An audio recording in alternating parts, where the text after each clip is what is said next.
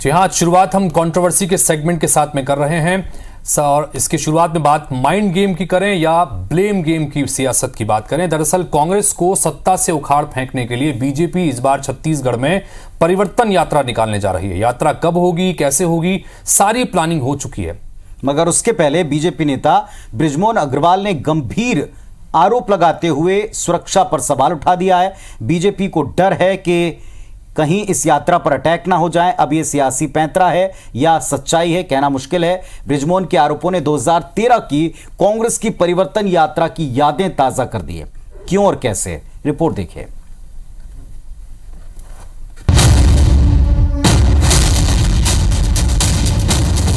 चुनाव से पहले माइंड गेम।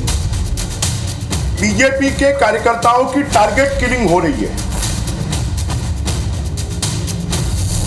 चुनाव से पहले ब्लेम गेम। ये सरकार सत्ता में बने रहने के लिए किसी भी हद तक जा सकती है। छत्तीसगढ़ में टिकट को लेकर जारी मंथन और खींचतान की खबरों के बीच शह मात का नया खेल शुरू हो चुका है। अब की बार चुनावी पैंतरे में नई धार है, विरोधियों पर सीधा वार है। इसका अंदाजा आपको बीजेपी के कद्दावर नेता बृजमोहन अग्रवाल के बयानों से हो गया होगा।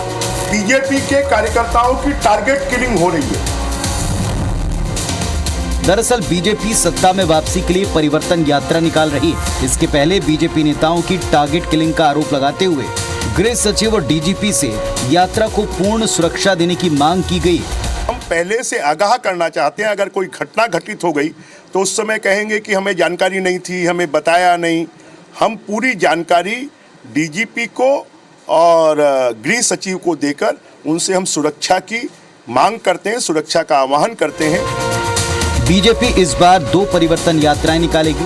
पहली यात्रा 12 सितंबर को दंतेवाड़ा से निकलेगी, तो दूसरी यात्रा 16 सितंबर को जशपुर से रवाना होगी। यात्रा की शुरुआत के ठीक 4 दिन पहले एकात्म परिसर में प्रेस कॉन्फ्रेंस के दौरान बृजमोहन अग्रवाल ने कांग्रेस पर कई गंभीर आरोप लगाए। अग्रवाल ने यहां तक कह दिया कि कांग्रेस सत्ता में रहने के लिए किसी भी हद तक जा सकती है। मोहला मानपुर में एक सभा में कांग्रेस के नेताओं ने कहा है कि बीजेपी के कार्यकर्ता आए तो उनको काट दिया जाए, और इसलिए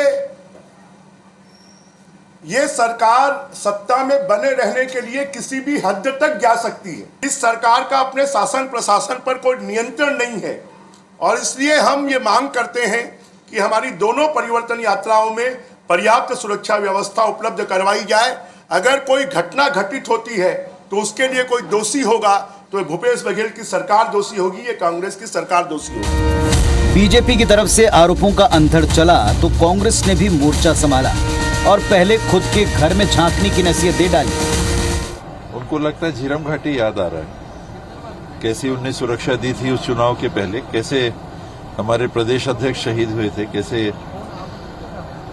हमारे बस्तर टाइगर शहीद हुए थे, कैसे विद्याचरण जी शहीद हुए थे। वो बातें उनको याद आ रही हैं। फिलहाल यहाँ मैंने तो किसी के संदर्भ में ये नहीं देखा कि 5 साल में सुरक्षा की किसी को जरूरत महसूस हुई। भारतीय जनता पार्टी वाले लोग इतने आशंकित और सशंकित हैं कि चूंकि 15 साल की सरकार में इन लोगों ने यही देखा है कि विपक्ष में जो लोग रहे उनके साथ क्या किया इन लोगों ने, ये तो सारी दुनिया ने देखी। झीरम घाटी जैसी इतनी बड़ी घटना हुई, उस पर कोई बात नहीं करना चाहता भारतीय जनता पार्टी के नेता। उस समय हमारे प्रथम दर्जे के सारे नेताओं ने शहादत दे दी, और आज बृजमोहन अग्रवाल जी इस प्रकार की बात करके क्या बताना चाहते हैं। आरोप प्रत्यारोप से तर छत्तीसगढ़ की सियासत में एक बार फिर इतिहास दोहराया जा रहा है। 2013 में चुनाव से पहले परिवर्तन रैली निकालने वाली कांग्रेस ने भी यात्रा के दौरान अनहोनी की आशंका जताई थी, और झीरम का नतीजा सबके सामने है। अब जब बीजेपी परिवर्तन यात्रा निकाल रही है तो उसे भी अपने नेताओं की सुरक्षा का डर सता रहा है। सवाल ये, क्या वाकई बीजेपी नेताओं की टारगेट किलिंग हो रही है? बीजेपी के आरोपों में कितना दम है? क्या ये सिर्फ सियासी पैंतरा या सियासी आरोप मात्र तो नहीं है? Election desk, IBC 24।